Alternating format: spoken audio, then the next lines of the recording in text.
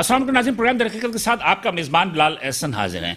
नाज़रीन, आज हम इस लाइव प्रोग्राम में स्टूडियो में बैठे हैं तो गुज़श्ता हफ्ते की एक हफ्ते की जो कार्रवाई है उसमें हमने ये देखा है कि ज़्यादातर जो है वो हुकूमत की जानिब से सियासी हलचल ज़्यादा है और मईशत पे भी कुछ तवज्जो ज़्यादा थी। मईशत में सबसे बड़ी खबर यही है कि वज़ीर-ए-आज़म की दौरा चीन की पर जो भी उनकी तवक्कुआत थी पाकिस्तान की हुकूमत की या वज़ीर इमरान खान साहब की, वो कहने को तो 90 से 95% जो है वो तवक्कुआत पूरी हुई हैं, लेकिन आने वाला वक्त ही बताएगा। लेकिन आईएमएफ की तरफ से $1 अरब की किस्त जारी होने के बाद स्टॉक एक्सचेंज में थोड़ी तेजी आई, डॉलर के कुछ नर्ख कम हुए, सोने के नर्ख लेकिन फिर भी ऊपर की तरफ जा रहे हैं। इस वक्त मईशत की सूरत हाल बहुत अच्छी है ना बहुत बुरी है, एक एतदाल पसंदी पे है। ज़र मुबादला के ज़खायर इस वक्त $15 से $18 अरब पर मौजूद हैं, लेकिन डॉलर के नर्ख जो है वो 176 170 से नीचे नहीं आ रहे हैं। इन सब के बावजूद सबसे ज़्यादा जो इंटरनली तौर पर जो सबसे ज़्यादा एक आप ये समझे कि बेचैनी फैली हुई, वो बेचैनी है स्मॉल एंड मीडियम इंटरप्रेन्योर, यानी कि छोटे बड़े ताजरों के जो एफबीआर के छापे पड़ रहे हैं या एफबीआर की जानिब से मनी बजट के बाद जो सेल्स टैक्स निफाज किया गया है, उस सेल्स टैक्स के निफाज पे जो है बहुत ज़्यादा शोर गागा है और छोटे और दरमियानी ताजिर ये काफ़ी ज़्यादा परेशान भी हैं और मुख्तलिफ मार्केटों में एफबीआर की जानिब से छापे भी पड़ रहे हैं। कुछ दुकानों को उन्होंने सील भी किया और कुछ को उन्होंने नोटिस भी दिए। Karachi chamber of commerce and industry federation APCCI में और इसके अलावा मुख्तलिफ जगहों पर भी ताजरों के मुज़ाकरात हो रहे हैं, लेकिन वो मुज़ाकरात ना एफबीआर से कामयाब हो रहे हैं और ना ही किसी और तरीके से ये बात साबित की जा रही है कि ये जो 17% या 20% की जो भी इजाफी जो सेल्सियस लगाया गया है इसको वापस लिया जाएगा। सबसे बड़ी बात यह है कि जो खाने पीने की अशियाँ हैं, दवाइयाँ हैं, उन पर जो 17% का सेल्सियस लगाया गया है उसकी वजह से जो भी महंगाई हुई है या जो भी उनके रेट में ज़्यादती हुई है, उस ज़्यादती की वजह से आवाम भी काफ़ी ज़्यादा परेशान है। लिहाजा आज इस प्रोग्राम दर हकीकत में इसी पस मंज़र को जानने की कोशिश करेंगे और इस पस मंज़र को जानने के लिए जो हमारे साथ आज इस स्टूडियो में मेहमान तशरीफ़ फरमाए उनसे मैं आपका तारुफ कराता चलूँ, फिर हम आगे चलते हैं। मेरे पहले मेहमान है जनाब शेख तहसीन साहब हैं। ये Saddar sweets and bakers association के प्रेसिडेंट भी हैं। इसके अलावा ये साबका फबाटी federal media association of trade industry के साबिक सदर भी चेयरमैन भी हैं। इसके अलावा ये सीईओ सिंध फूड अथॉरिटी के जो है वो मेंबर्स भी हैं। बहुत सारे इनके अपने तारुफ हैं जो कि जितने भी मुझे याद थे वो मैंने आपको बताई। तो शेख साहब बहुत शुक्रिया कि आप यहाँ तशरीफ लेकर आए। मेरे दूसरे मेहमान है जनाब आतिफ हनीफ बिल्लू साहब। ये काफ़ी से ज़्यादा एक्टिव आदमी है, मजहबी तौर पे भी और समाजी तौर पे भी। कारोबार जो इनका है, सदर ये wholesale chemist council of Pakistan की, और यकीनी तौर पे आपने नाम से अंदाज़ा कर लिया होगा कि ये दवाइयों की तिजारत की जानिब इनका ज़्यादा जो है इनका तिजारत है और इसी हवाले से जो दवाइयों की कीमतों में इजाफा हुआ है उस पर हमसे गुफ्तगू करेंगे। तो ये दोनों हज़रात यहाँ तशरीफ ले आए। आतिफ भाई बहुत शुक्रिया कि आप यहाँ तशरीफ लेकर आए। लेकिन यहाँ पे एक छोटी सी रिपोर्ट देखते हैं, रिपोर्ट के बाद दोबारा हाजिर होते हैं, फिर हम प्रोग्राम के सिलसिले को जारी रखेंगे। रिपोर्ट देखते हैं।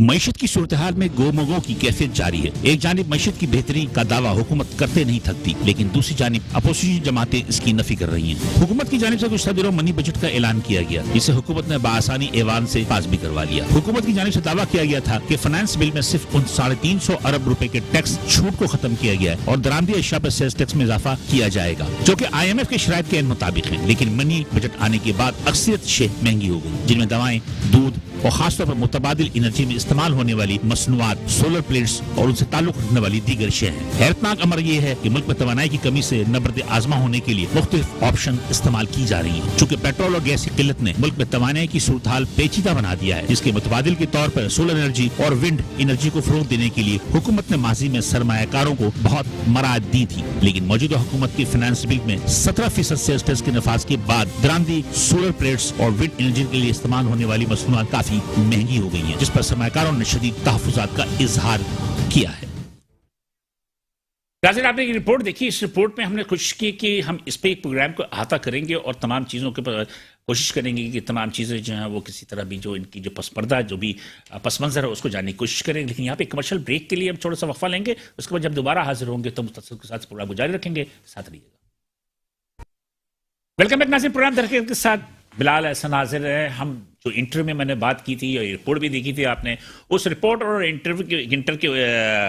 जो इंटर थी वो उसके हिसाब से जो हमने बात की, उसका हमारा कहने का मकसद यही है कि हम इस तमाम मसाइल पे जो है अपने मेहमानों से ही पस मंज़र जाने की कोशिश करते हैं और कोशिश करते हैं कि इसका हल क्या होगा। शेख साहब, मिनी बजट आ गया, उसमें कहा था शौकत तरीन साहब ने कहा था कि इस पे डबल रोटी, दूध और जो फूड आइटम है उस पे जो है सेस टैक्स नहीं लगाया जाएगा, लेकिन हमने सुना सेस टैक्स लगा दिया इसके ऊपर। जी, बिस्मिल्लाहिर्रहमानिर्रहीम। बिलाल साहब, ये इसमें जो सेल टैक्स है, आप ये देखें, पहले तो जो हमारे ऊपर सेल टैक्स था 7.5% था स्वीट्स, बेकर्स और निमको वगैरह पे जो भी फूड आइटम थे उस पर 7.5% था और कोई इनपुट हमें अलाउ नहीं थी। लेकिन इस बजट में जो मिनी बजट आया उसके बाद 17% का नेट इफेक्ट कर दिया गया। अच्छा, 17% किस किस चीज पे लगाई? तमाम आइटम पे 17%, जो बेकरी आइटम है, जितने भी आइटम है सब पे। ब्रांडेड नहीं है ना जी? ब्रांडेड पे तो नहीं ना? नहीं, ब्रांडेड जितने भी आप बेकरी में जो भी आइटम बना रहे हैं उस पे 17% का सेल टैक्स। ब्रांडेड से मतलब डब्ल्यूटी जो ब्रांडेड आती है, जो ब्रांडेड। अब ब्रेड का मैं आपको बताऊं, ब्रेड का ये सबसे बड़ा जो सूरत हाल हुई है जिसपे पाकिस्तान की तारीख में कभी भी सेल टैक्स नहीं लगा, वो इस तरीके से लगा दिया गया है। जो कंपनी की ब्रेड है उस पर तो सेल टैक्स नहीं है। हाँ, ये लेकिन और जो पॉइंट ऑफ सेल में जो बेकरी रजिस्टर्ड हैं तो उनके ऊपर 17% सेल टैक्स लगा दिया गया। ये बड़ी बात है नाज़रीन, ये बात सुनने कि जो बेकरी अपनी जो डबल रोटी बनाती है उस पर 17% की है और जो ब्रांडेड डबल रोटी आती है उन पर सेस टैक्स नहीं है। अब इसमें सबसे बड़ी चीज ये है कि अगर एक कंपनी की ब्रेड है, मैं भी वो जो पॉइंट ऑफ सेल में जो बेकरी रजिस्टर्ड है वो भी अपने यहाँ बेचती है कंपनी की ब्रेड, क्योंकि बहुत सी ब्रेड जो है वो जो कस्टमर है वो कंपनी की ब्रेड खाते हैं। तो अब वो जो अगर 100 रुपए की एक ब्रेड है जो बाहर बिक रही है, अगर मैं अपने यहाँ पे 117 की बेचूंगा तो मुझसे कौन लेने आएगा? आप खुद सोचें, अगर आपको एक बाहर 100 रुपए की मिल रही तो आप मुझसे क्यों वही सेम ब्रांड सेम चीज क्यों लेंगे 117 की? तो ये एक बहुत बड़ा तजाद है इस मिनी बजट में, और इसको हमने बोर्ड में भी लिखा है, चैम्बर के तहत भी उठा रहे हैं, एफपीसीसीआई को भी बताया, तो वो भी कह रहे हैं तो कोई टूकी नहीं हुई इस चीज की। अच्छा, जितनी मिठाइयों की दुकान है उन पर भी लग गया? मिठाइयों की दुकानों पे ये हो गया, जो पॉइंट ऑफ सेल पे है वो सब उस पे। पॉइंट ऑफ सेल कहाँ लगाया है, क्या क्राइटेरिया है? पॉइंट ऑफ सेल के 6-7 इन्होंने क्राइटेरिया है जो कि अक्सर लोग इसमें आ जाते हैं, लेकिन उसमें भी अगर आप देखें जितनी कराची में या पाकिस्तान लेवल में जितनी शॉप्स है वो सब अभी पॉइंट ऑफ सेल पे नहीं आई। और जो लोग आ गए, अब देखें वो तो अपनी सही सेल शो कर रहे हैं ना, अगर उनको इस तरीके से भी दबाएंगे तो वो तो उनका बिजनेस तो और सफर होगा ना। अगर कोई ब्रेड जो 100 रुपए की बाहर मिल रही है वो 117 की वही सेम ब्रांड की बेचेगा, उसके पास कोई लेने नहीं आएगा। इसके अलावा अगर हम देखें पूरी दुनिया में फूड आइटम पे जो इस किस्म के खाने के आइटम होते हैं उस पर नहीं होते सेल टैक्स। उस पर सेल टैक्स होता है लेकिन बहुत कम, 5%, 7% नहीं होते, मतलब दीगर टैक्सेस नहीं होते। अब इसी तरीके से अगर मैं आपको बताऊं कि इस पे कस्टमर के ऊपर इसका बर्डन ज्यादा बढ़ गया है, जो 7.5 से 17% हुई है ना। बहुत से आइटम ऐसे होते हैं फूड के कि उसमें आपको इनपुट मिल रही होती है, लेकिन हमारा जो बेसिक रॉ मटेरियल है, आटा, मैदा, दालें, चावल और इसके अलावा वेजिटेबल, मीट प्रोडक्ट्स, तो इसमें कोई आपको बेसिक जो रॉ मटेरियल है उस पर कोई सेल टैक्स नहीं देना पड़ रहा। तो जब नहीं होता तो अब एंड पे जब सेल टैक्स लगेगा तो बर्डन कस्टमर के ऊपर ज्यादा पड़ जाएगा। मतलब कि लाजमत एंड यूजर ही पैसे देगा ना, जितने भी एंड यूजर पड़े, क्योंकि इनपुट इतनी मिलेगी नहीं। तो जो पॉइंट ऑफ सेल पे जो भी बेकरी वाले हैं, जो भी स्वीट शॉप है, वो उनको रेट अपने बढ़ाने पड़े। तो इस तरीके से कस्टमर पे एक बर्डन पड़ गया है। तो मेरी खास तौर पे एफबीआर से रिक्वेस्ट है कि सबसे पहले तो ब्रेड के रेट को आप देखें कि ब्रेड के रेट को जो एग्जाम करना चाहिए। ये पूरी दुनिया में ये बेसिक चीज है। तो उन्होंने वादा किया था, शौकत तरीन साहब ने तो वादा किया, लेकिन इसमें तजाद है ना, कुछ लोगों को कर दिया, कुछ को नहीं कर दिया। इसी तरीके से एक चीज जो है, जैसे टेक्सटाइल सेक्टर है, जब वो पॉइंट ऑफ सेल पे उनको रजिस्टर्ड किया गया तो उनको स्पेशल रेट 17% की जगह 12% दिया गया। तो हमारी भी यही रिक्वेस्ट है कि जितने भी बेकर्स और स्वीट शॉप को आप पॉइंट ऑफ सेल पे ला रहे हैं उनको 10 से 12% पे करें ताकि उनका सर्वाइवल हो सके।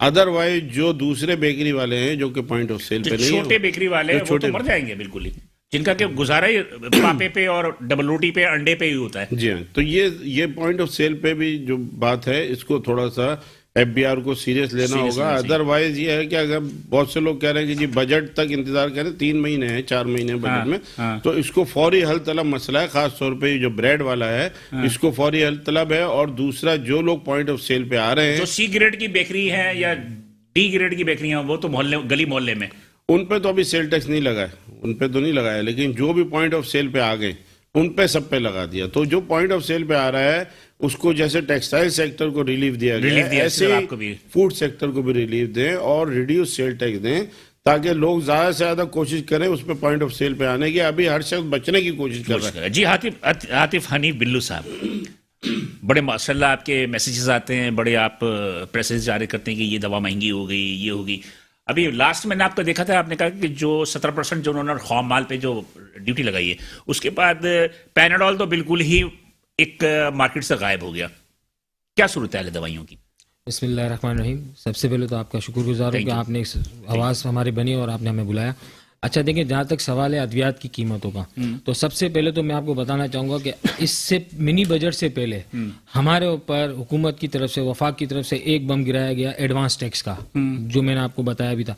इसमें इन्होंने पॉलिसी ये इख्तियार करी कि फाइलर के लिए 0.5%, नॉन फाइलर के लिए 1%, ठीक है, जो रिफंडेबल कहा था, लेकिन जो नामुमकिन सी बात है। ठीक है। नंबर 2, अब जो बजट आया है इसके ऊपर खाम माल के ऊपर इन्होंने जो रॉ मटेरियल उसके ऊपर 17% सेल टैक्स लगाया है, हाँ। प्लस जो दूसरी आइटम्स है उनके ऊपर 3% जीएसटी अलग टोटल 20% हो गया तकरीबन, टोटल 20% हो गया। इसके अलावा अभी आप देखें कि जो कोविड के मामलात थे उस दौरान तो इन्होंने सर्जिकल मास्क और ग्लव्स और ऑटो सिरिंज के ऊपर रिलीफ दिया हुआ था। अब उन्होंने इसको भी रिलीफ खत्म करके इसके ऊपर भी 17% सेल टैक्स प्लस 3% जीएसटी आयद कर दिया, मतलब वो भी 20% और महंगा कर दिया। अगर अभी खुदा न खास्ता कोविड की जो हालात चल रहे हैं, अब आवाम में ये बोलते हैं कि मास्क पहने, अब मास्क ही आप महंगे करते जा रहे हैं, उसमें सेल टैक्स और ड्यूटी इतनी आयद कर रहे हैं, तो कहाँ से आवाम पहन सकेगी? 10 रुपए वाला मास्क कितने का हो गया? 15 रुपए का हो गया। आज अगर अच्छी क्वालिटी वाला अगर हम मास्क लेने जाते हैं तो मार्केट उसकी 200 रुपए बॉक्स की है, और पहले कितनी थी? पहले 150 रुपए थी, 50 रुपए बढ़ गया। जी बिल्कुल, 150 170। ये पैनाडोल की क्या कहानी है यार? पैनाडोल की देखिए, नहीं परेशान है, ये इंटरनेशनल, सुना कि आप लोगों ने इसको शॉर्ट कर दिया। नहीं, इसमें हमारा क्या कसूर है? देखिए, हमें एक चीज, अगर आप ये चीज देंगे तो हम तो इसके ऊपर जो रिटेल प्राइस लिखी हुई है इसमें से अपना जो हमारा जो डिस्काउंट होता है वो हम माइनस करके जो टीवी प्राइस होती है उसको हम सेल कर देंगे। एक चीज हमें मिली अगर 340 रुपए उसकी रिटेल है और हमें वो मिली 440 रुपए की रही है, तो हम उसको 10 रुपए तो हमारा मार्जिन रख के सेल आउट करेंगे कि नहीं करेंगे? नहीं, ये बात तो ये बात है कि जो चीज महंगी होती है वो लाजमी होता है आवाम को पे मना, लेकिन बात तो ये चीजें मिले तो सही ना सर। क्यों तो नहीं मिल रही? ये तो सारा इंटरनेशनल गेम है ना। रॉ मटेरियल हमारा बाहर से आ रहा है, उसके ऊपर आपने ड्यूटी 100% करी हुई है, यहाँ के जो लोग बना रहे हैं वो पूरा नहीं कर पा रहे, तो ये तो हुकूमत की और फार्मासिस्ट की मिली भगत है ना इसमें। शेख साहब आप पैनाडोल बनाने की और शेख साहब आप भी दोनों ना पेट्रोल डालने, तो कहने का मकसद ये है कि दवाइयों की अभी कॉस्ट जो है वो जो एक गरीब आदमी दवाई करते हैं उसके बजट में कितना फर्क पड़ा है? सर 20% से ज्यादा फर्क पड़ेगा इस वक्त। मैं आपको एक छोटी सी मिसाल में आपको दवाइयों के कुछ नाम बताता हूँ और उसमें आप जल्दी से मैं आपको बता देता हूँ। जैसे कि ओसनेट डी है, कैल्शियम की दवाई है, इसकी पुरानी रिटेल थी 333 रुपए, आज उसकी रिटेल है 362 रुपए। पैनाडोल की पुरानी कीमत थी 280 रुपए, 340 रुपए इन्होंने अभी इंक्रीज करी है नई कीमत। इसके बावजूद मार्केट में उसकी अवेलेबिलिटी नहीं है, बिल्कुल। तो 440 पे वो ब्लैक हो रही है मार्केट में। हमारी मार्केट में नहीं, आप रिटेल में चले जाए, आपको रिटेल में भी यही दाम। मैं रिटेल की ही बात कर रहा हूँ, मैं हमारी मार्केट में तो अवेलेबल नहीं है। बाज़ औक़ात कंपनियों ने तो ये पॉलिसियां इख्तियार कर ली है, डिस्ट्रीब्यूटर ने, कि आप होलसेल माल देना ही कम कर दिया, उन्होंने रिटेल में जाके माल देना शुरू कर दिया। इसी तरह पैनाडोल ने अभी पैनाडोल एक्सटेंड निकाली है, लेकिन उसकी अवेलेबिलिटी आपको होलसेल मार्केट में नहीं मिलेगी। चल रहा है टीवी पे, लोग उसको देख के ही पहुंच जाते हैं दुकान पे। आप रिटेल पे जाएं, आपको भरपूर मिलेगी। इसी तरह कंपनियों ने अपनी मोनोपोलियां बनाई हुई हैं, ये डिस्ट्रीब्यूटर के साथ मिलकर, या डिस्ट्रीब्यूटर ने अपनी मोनोपोलियां बनाई हुई है मार्केट में माल खुद। आप रिटेलर है डिस्ट्रीब्यूटर है? सर हम तो होलसेलर हैं। होलसेलर, तो आप लोगों के भी तो बहुत जिम्मेदारियां हैं। सुना है कि आप लोग भी बहुत सारी चीजें जो है वो दबा देते हो अंदर। नहीं, हम क्यों दबाएंगे? मौका मुनासिबत देख। नहीं, हम क्यों दबाएंगे? हमें एक चीज अगर जायज तरीके से मिल रहा है मुनाफा, तो हम नाजायज क्यों करेंगे? इसलिए कि वो जो आज को वो टेस्ट करने वाली किट आती है, जी बिल्कुल, वो 600 रुपए की थी, उसको 3,000 रुपए कर दिया, 2,000 रुपए कर नहीं दिया। किसने बोला कर दिया? भाई सोशल मीडिया उठा कर देख ले, मैं खुद होके आया। हमने नहीं करा, हमने नहीं करा वो। अब आप मेरे से बुलवाना चाह रहे तो मैं आपको बता रहा हूँ, बोले वो हमने नहीं करा। वो आपके जितने भी लैब है ना टेस्ट करने वाले, ये चार्जेस ले रहे हैं। किट तो आज भी 650 1150 रुपए की है। लैब जो आप टेस्ट कराने जा रहे हैं ना, उसके लैब आपसे 3,000 7,000 6,000 रुपए कीमत वसूल कर रहे हैं। हम नहीं कर रहे सर, हालांकि इसकी इतनी कीमत नहीं है। आप इसकी बॉक्स उठा के देख लें। आप होलसेलर कुछ नहीं कर रहा है। होलसेलर सर उसको माल मिलेगा, वो माल बेचेगा। होलसेलर बिल्कुल पाक दामन है, वो कुछ भी नहीं कर रहा है। कुछ होते हैं, मैं ये नहीं बोल रहा कि सारे पाक दामन है, लेकिन 90% में ये बोलता हूं कि आपकी होलसेल मार्केट से FIA ने छापा मार के 2 नंबर दवाइयां जब्त की हैं। सर 2 नंबर दवाइयों का मसला अब यहाँ पे भी इशू है। 2 नंबर दवाएं आपकी जबान में किसको कहा जाता है और कानूनी किस? 2 नंबर दवाइयां उसको कहा जाता है जो रजिस्टर्ड नहीं है ड्रग से। ये सारी रजिस्टर्ड थी सर, तो फिर इसके मतलब ये कि ये गवर्नमेंट की ये अस्पतालों से इसमें कुछ इशू ये था कि जो FIA ने जो रेड मारी थी वो कहीं और से इन्होंने माल पकड़ा था और उन्होंने जो माल परचेस करा था वो हमारे यहाँ से परचेस करा था और हमारे यहाँ से जो माल मिला था वो तकरीबन लीगल और राइट माल था। सिर्फ जो सेल आउट कर रहा था कहीं और से जहाँ से माल पकड़ा था उसने उसकी पैकिंग तब्दील करी थी। तो इसमें कसूरवार हम हुए कि रिटेलर हुआ? चले जो भी है। शेख साहब क्या खबर आपके पास? खबर तो माशाल्लाह आपके पास ज्यादा होती है, मीडिया के पास नहीं खबर आप तो खबर का जरिया तो आप लोग हो ना। शेख साहब हैं, आतिफ बिल्लू साहब हैं, आप हैं, हमें खबरें भेजते हैं। क्या सूरत हाल है ये POS वगैरह के चक्कर में आप लोगों ने बड़े बयान भी दिए कि एहतजाज करेंगे और ये करेंगे वो करेंगे। देखिए इस हुकूमत ने तो बहुत ज्यादा दावे और वादे किए थे। हमारी कौन सी हुकूमत नहीं करती है पिछले नहीं क्या रोटी कपड़ा मकान मिल गया आपको? सर देखिए मेरी बात सुनो, रोटी कपड़ा मकान नहीं मिला, दूसरे मामला सारे हम तो ये कहते हैं इस प्राइम मिनिस्टर ने जो आके नारा लगाया था ना उस पे हम बात कर रहे हैं कि उस नारे के ऊपर मेरा प्राइम मिनिस्टर नहीं खड़ा हुआ और इसने 25 करोड़ आवाम को भी दांव पे लगा दिया। IMF और FATF में जब होंगे तो यही हाल होगा। अच्छा अब जब बात ये कि मेरे प्राइम मिनिस्टर तो दावे और वादे कहते हैं बहुत बड़े बड़े कि सारी हुकूमतें जितनी भी आई वो सब चोर है, सारे सियासतदान चोर है। ठीक है ना, इन्होंने सबको इतना गंदा कर दिया कि हम दोबारा सोच भी नहीं सकते ना दोबारा। तो हम ये कोशिश करते हैं कि मेरे प्राइम मिनिस्टर की तरफ हमें कुछ मिले। अभी पिछले महीने देखे ना नवंबर में हमारे 2 इजलास हुए वजीर खजाना से इस्लामाबाद में, शौकत तरीन से बाहर उनसे बात हुई आपके POS के हवाले से। उन्होंने हमें यकीन दहानी कराई कि जी POS जो है हम लगाएंगे उन जगहों पे लगाएंगे जो मल्टीनेशनल ब्रांड्स है, उन जगहों पे करेंगे। हमने उनको कहा जी क्रेडिट कार्ड की मशीन तो एक आम दुकानदार के पास भी सब हो गई है पाकिस्तान में, लोग अब सिस्टम पे आने शुरू हो गए। तो इस क्रेडिट कार्ड के ऊपर देखते हुए ये ना करें। और फिर 1000 स्क्वायर फीट से ऊपर की जो जगह है तो हमने उनसे कहा था 2000 स्क्वायर फीट के ऊपर जाके इसको सिस्टम को आप ले आके रोकें। जिस तरह पिछली दफा आपने देखा होगा 2 साल पहले इन्होंने 50,000 के NIC पे 1 लाख रुपए ले आए थे। हमने उसको भी कहा था कि ये सब तरीकेकार गलत है, सब चोरी के अंसर है। तो वजीर खजाना ने कहा था कि जी हम इसको ज्यादा मिला जी छोटे जो हमारे ताजिर हैं उनके कोई फिक्स टैक्स की एक स्कीम निकाल दें। उन्होंने हमसे वादा किया, यही सबसे अच्छा तरीका है। हमारे 2 इजलास हुए, उन दोनों इजलास में उन्होंने हमसे ये वादा किया कि इंशाल्लाह ताला हम फिक्स टैक्स पे हम जिससे काम कर रहे हैं, वर्किंग हो रही है हमारी, और छोटे ताजिरों को जो फिक्स टैक्स पे ले आएंगे। अब देखिए जैसे कराची में और पूरे पाकिस्तान में छोटे बड़े मॉल बने हुए, शॉपिंग मॉल, उनके अंदर छोटी दुकानें भी हैं जो ज्वेलरी का काम कर रहे हैं, कपड़े का काम कर रहे हैं, कॉस्मेटिक का काम कर रहे हैं। वो अगर दुकानों के अंदर AC ना लगाए तो वो ऑलरेडी बंद है चारों तरफ से, तो छोटा कस्टमर वहां जाता ही नहीं है। तो उसकी मजबूरी है। जैसे भी शेख साहब ने कहा था कि WTO ब्रांड अगर ब्रांड से लेते हैं और लोकल ब्रांच पे आते हैं तो उसके रेटों को किस तरह फर्क होगा, 17% कैसे माइनस करेगा। तो मैं भी यही कहना चाहूंगा कि वो जो POS अगर वो लगा लेता अपनी दुकान में तो वही ज्वेलरी का आइटम आम पधारों पे मिल रहा है, आम शॉप पे मिल रहा है। मेरे ख्याल में इलेक्ट्रॉनिक मार्केट में भी FBR वाले आए थे। जी अब देखिए अफसोस तो इस बात का होता है कि मेरे प्राइम मिनिस्टर मुस्तकिल अल्फाज कह रहे हैं कि जी कोई FBR की टीमें छापे नहीं मारेंगी, उसको वार्न किया जाएगा।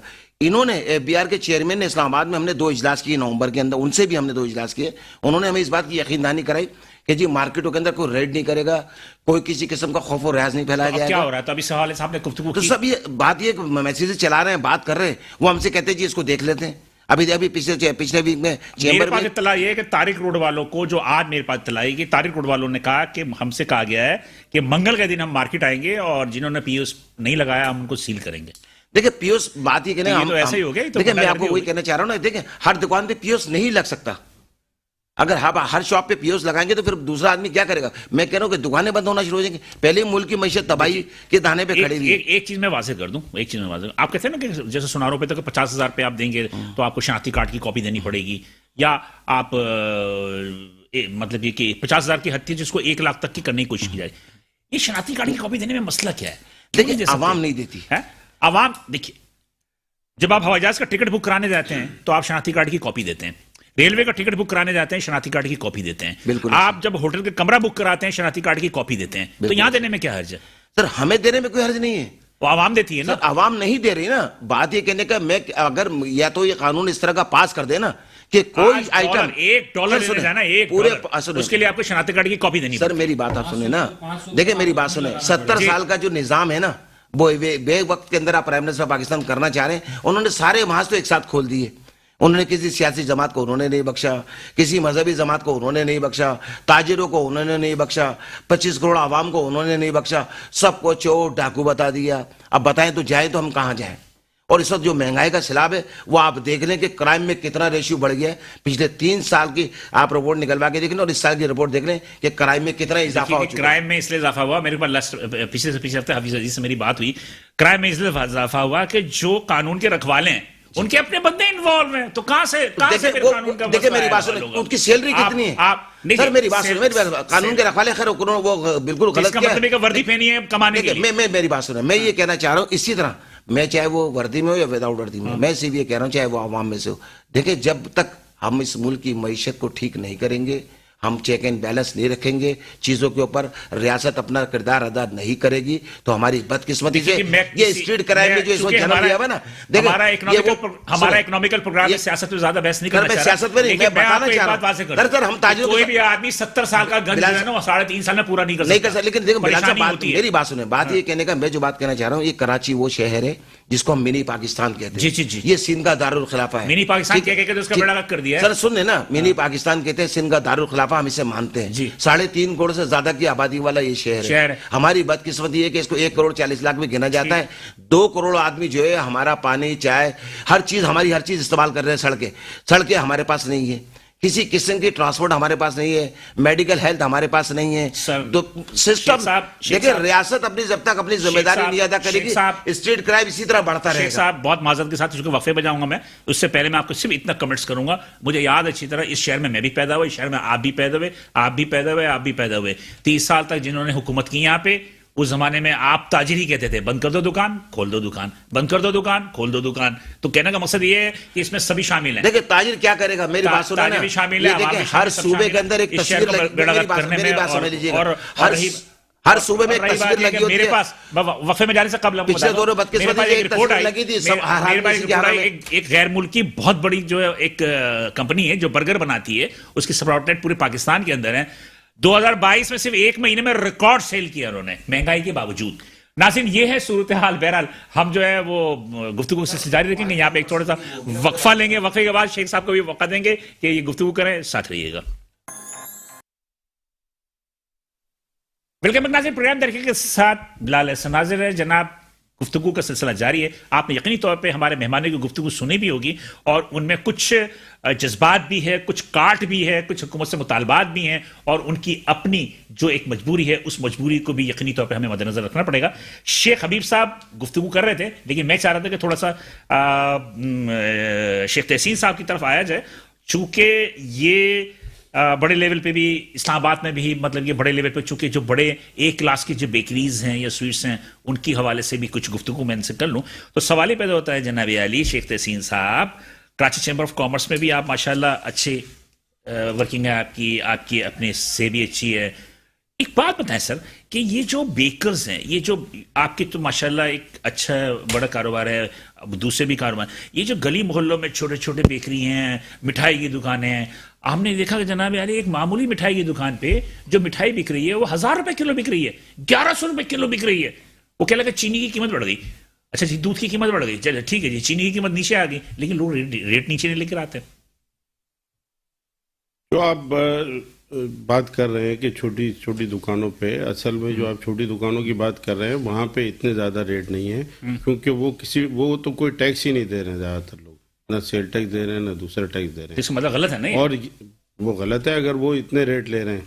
हमारी प्ली ये है कि मैं प्रोग्राम के बाद उन लोगों के नाम बताऊंगा, मैं आपको सही है कि उनके नाम बताऊंगा प्रोग्राम के बाद। मैं नहीं चाह रहा कि ऑन एयर बताऊं, आप यकीन कीजिए यार 1200 रुपए किलो मिठाई, 1100 रुपए। यही वजह है कि लोग पॉइंट ऑफ सेल पे नहीं आ रहे हैं, क्योंकि यहाँ पे उनको टैक्स भी देना पड़ेगा। मेरी गवर्नमेंट से ये दरख्वास्त है कि इसको स्पेशल रेट करें, कुछ रिड्यूस रेट करें, जैसे टेक्सटाइल सेक्टर को लाने के लिए किया, ताकि लोग ज़्यादा से ज़्यादा हर सेक्टर में रिड्यूस रेट होना चाहिए जो लोग पॉइंट ऑफ सेल में आ रहे हैं, सिर्फ बेकरी और उसमें नहीं, हर सेक्टर में होना चाहिए, ताकि जो पॉइंट ऑफ सेल पे आए उसको कुछ रिड्यूस रेट करें कुछ अरसे के लिए, 3 महीने 6 महीने के लिए, ताकि वो उस काबिल हो सके कि वो लोगों के साथ मैच कर सके। वरना किसी भी सेक्टर में अगर आप जाएंगे और आपके बराबर वाला वो टैक्स नहीं दे रहा और आप टैक्स दे रहे हैं तो 17% को आप बेयर नहीं कर सकेंगे। देखिए आपका एक एसोसिएशन है, एक एसोसिएशन जो होती है उस एसोसिएशन का काम होता है, गवर्नमेंट जाके सैकड़ों लोगों दुकानदारों से तो राब्ता नहीं करेगी ना, वो तो एसोसिएशन से बात करेगी ना, वो शेख साहब से बात करेगी, आपसे बात करेगी ना।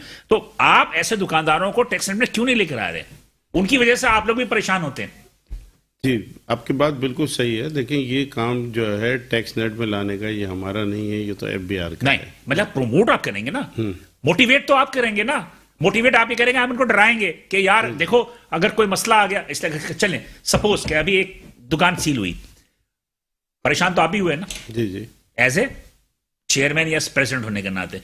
तो मतलब ये कि आपके माशाल्लाह कितने मेंबर हैं आपके?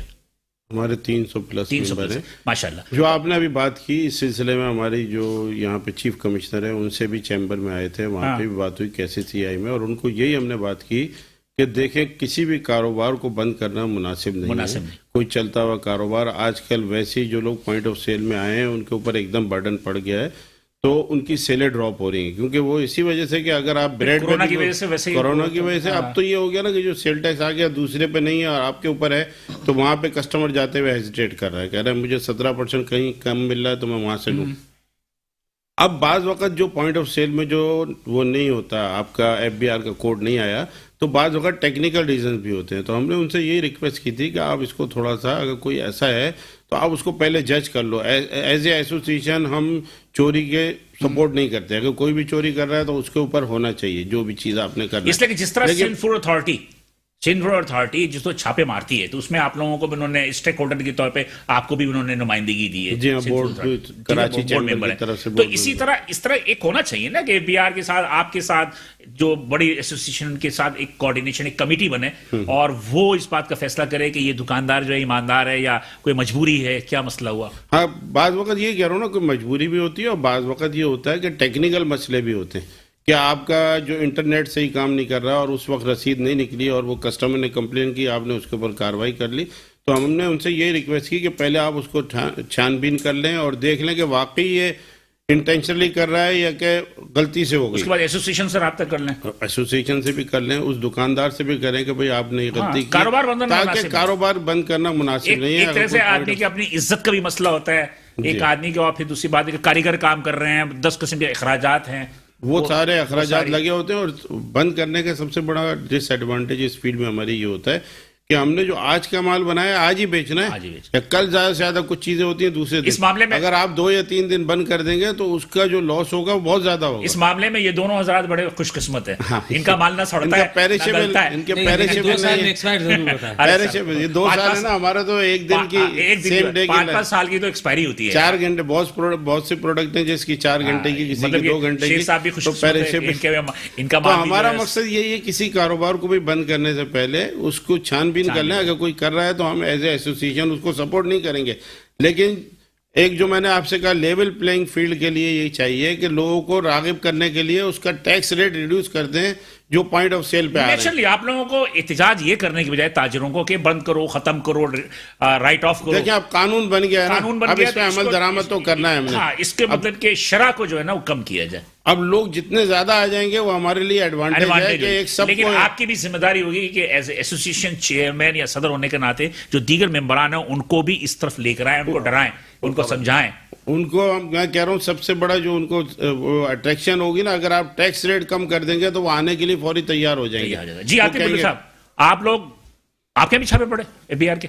नहीं, हमारे यहाँ आप लोगों तो जखीरों में पढ़ते हैं, अब उस पर तो पढ़ते हैं। जखीरों भी क्यों पढ़ेंगे, हमारे यहाँ जखीरा होता ही नहीं अल्हम्दुलिल्लाह।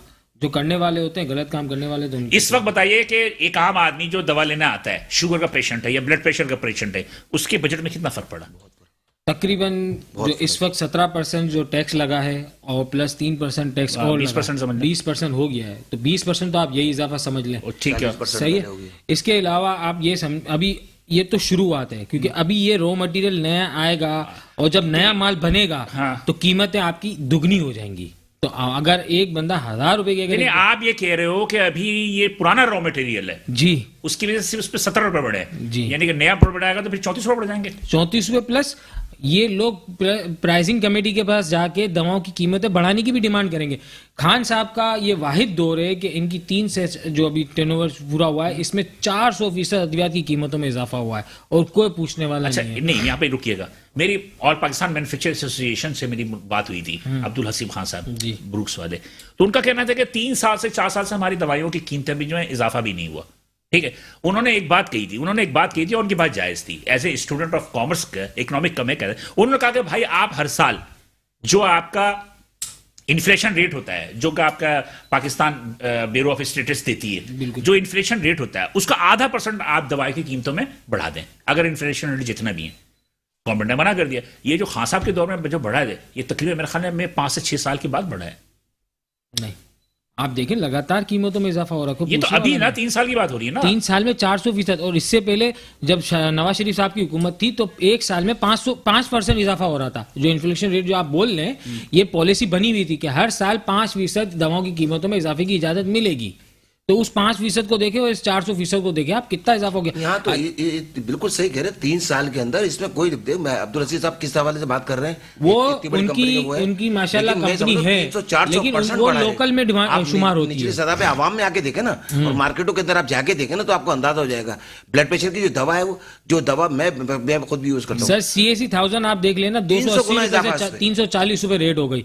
कंपनी जो आप पेनाडोल की बात कर रहे थे, तो कंपनी क्या कर रही है कि आप 10 कार्टन पेनाडोल के लेंगे तो हम आपको 10 डब्बे पेनाडोल, 10 कार्टन CAC के लेंगे तो 10 डब्बे हम आपको पेनाडोल के देंगे। तो ये कंपनी की ब्लैकमेलिंग नहीं हुई? वही है, बिल्कुल। तो ये देखिए इस तरह के काम हो रहे हैं। अच्छा, दूसरी बात है कि जहां तक दवाओं की कीमतों का सवाल है, तो ड्रग रेगुलेटरी अथॉरिटी में प्राइसिंग कमेटी एक बोर्ड बना हुआ है। जी जी। वहां पे इनको हम 12 लेटर लिख चुके हैं, हर दफा हम बात कर चुके हैं, कितनी यहाँ से ही बात करी है हमने, वहां पे भी लेटर भिजवाए। लेकिन खान साहब की एक वाहिद हुकूमत है कि इसमें दवाओं की कीमतों में कोई पुरसाने हाल नहीं हो, कोई पूछने वाला नहीं है। चाहे आप जितने भी लेटर कर लें या फोन कर लें या बात कर लें, लेकिन कोई पूछने वाला नहीं है, क्योंकि यहाँ पे खान साहब के कुछ अपने लोग भी इसमें शामिल हैं। नहीं, जो पैसे थे, एक कुछ वज़रा वगैरह थे जिन्हें फारिग भी किया उन्होंने, बिल्कुल साइडलाइन किया उन्होंने, सब कुछ किया, लेकिन बैक हैंड पे फिर भी मौजूद है। मेरा ख्याल है कुछ हम तो हर चीज तो इम्पोर्ट करते हैं, हम हर चीज तो इम्पोर्ट करते हैं, तो हम कैसे ये तवक्को कर सकते हैं कि चीजें सस्ती नहीं। जी शेख साहब, आप लोगों की क्या सूरत हाल है? ये जो इलेक्ट्रॉनिक आइटम बिक रहे हैं, इन पे लागू हो गया 17%? आप लोग बेच रहे हैं? बिल्कुल 17। हम तो पिछले 1 साल से हमारे पे तो लागू किया हुआ है। हम तो ये कह रहे हैं गवर्नमेंट से कि भाई बात ये कहने का, अगर आप 17% लगाएंगे तो हम खड़े कहाँ होंगे? हमारी आपकी मदद लगा हुआ तो आपका तो माल बिक रहा है ना, तो बिक रहा है, लेकिन हम परेशान है ना। बात ये कहने का, कस्टमर तो हमें GST नहीं दे रहा ना। और आपके यहाँ POS लगा? जी, POS लगने की बात हो रही है। हाँ। जो मल्टीनेशनल ब्रांड है वो हम खुद तैयार है। हाँ। लेकिन बात है कि उसका टैक्स का रेशियो कम होना चाहिए, कम से कम इसको 9 साढ़े 9% भी। आवाम की एक शिकायत है, आवाम की एक शिकायत होती है कि हुकूमत 1 रुपए बढ़ाती है, दुकानदार उसे 2 रुपए कर देता है। बिल्कुल, वो अपनी जगह बिल्कुल सही कह रहे हैं, बिल्कुल सही कह रहे हैं। मैं भी आपकी इसी बात से मुत्तफिक हूं। मैं यही कहना चाह रहा हूं कि हमारे यहाँ कोई चेक एंड बैलेंस नहीं है। खासतौर पे इस प्राइम मिनिस्टर इनकी 3 साल दौरा है, 3 साल के अंदर कोई चेक एंड बैलेंस नहीं है। एक मोटरसाइकिल पिछले 1.5 साल पहले 40,000 रुपए की थी, चाइना की मोटरसाइकिल। आज वो मोटरसाइकिल 65,000 रुपए की है। मुझे बताइए कहाँ है इदारे, कौन चेक एंड बैलेंस कर रहा है? एक AC 1 टन का AC पिछले साल 1.5 साल पहले 40,000 रुपए का था, 38,000 रुपए का। आज वो 65,000 रुपए का है। कोई है चेक एंड बैलेंस? कोई पूछने वाला नहीं, पूछने वाला नहीं है। नहीं सर, एक रेफ्रिजरेटर जो कि उसकी मकसद ये कहने की कीमत अगर पिछले साल वो 35,000 रुपए का था, इस वक्त वो 48,000 रुपए का है। तो मुझे ये बताइए कि हम खड़े कहाँ हैं कि इस मुल्क के अंदर किसी किस्म का कोई चेक एंड बैलेंस। जो मल्टीनेशनल ब्रांड की जो मकसद मोटरसाइकिल, अगर आप कहते हैं होंडा को ले लें, यामा को ले लें, हमारी बदकिस्मती देखें इस मुल्क के अंदर कि उनके ऊपर ऑन देना पड़ रहा है, यानी कि 5 से 10,000 रुपए, 15,000 रुपए ऑन चल रहा है। चल अच्छा, एक ठीक है, मेरे पास टाइम नहीं है, इस समय का आखिरी जुमला बता दीजिए, क्या कहना है आप? आखिरी जुमला बिल्कुल, इसलिए मेरे पास 1 मिनट है।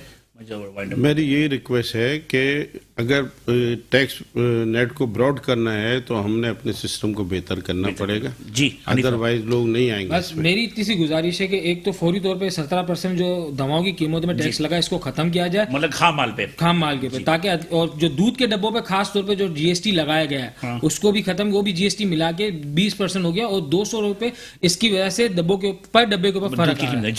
एक चीज और थी कि ये जो पेट्रोल की कीमत है बढ़ा के बहाना बनाते कि कीमतें इजाफा होती है, ये तो इंटरनेशनली तौर पे होता है। इसमें नहीं, तो जब रिवर्स होते हैं तो इसमें भी देखें ना, $93 पे आज बैठा हुआ है सर, जो पेट्रोल की कीमतें जब रिवर्स होती हैं तो इसको भी तो देखा जाए कि रिवर्स हुई है, रिवर्स पहले। तो मैं यही सब जल्दी से 1 मिनट। देखिए, मैं ये कहना चाहूंगा प्राइम मिनिस्टर पाकिस्तान से कि अगर आप POS का निजाम लगाना चाहते हैं, मैं ये समझता हूँ कि डॉक्यूमेंटेशन में हर शख्स को आना चाहिए, हर ताजिर को आना चाहिए, छोटे से छोटा हो या बड़े से बड़ा हो, और फिक्स होनी चाहिए। लेकिन मेरा सिर्फ इतना जुमला है कि अगर POS लगाना चाहते हैं तो उनमें एक फैसिलिटीज ये दे दें कि कम से कम 9 साढ़े 9% की। हाँ, थैंक यू आप तीनों बहुत शुक्रिया। नाज़रीन, वक्त की कमी की वजह से थोड़े बहुत हम गुफ्तगू न करें, इंशाल्लाह अगले प्रोग्राम में इसको हम पूरा करेंगे। बात यह है कि पीओएस की जो पॉइंट ऑफ सेल पे जो निफाज है, उस पर जो एहतजाज है, वो बेमानी है और इस पे ताजिरों को कोशिश करना चाहिए कि इसकी शरह जो है 17% की बजाय जो है इसको सिंगल डिजिट में लेकर आया जाए। तो इससे यकीनी तौर पर बहुत सारे लोग जो इस नेट से बाहर हैं वो भी इसमें शामिल हो जाएंगे। अगले हफ्ते इसी दिन इसी वक्त आपसे दोबारा मुलाकात होगी। उस वक्त तक के लिए अल्लाह हाफ़िज़।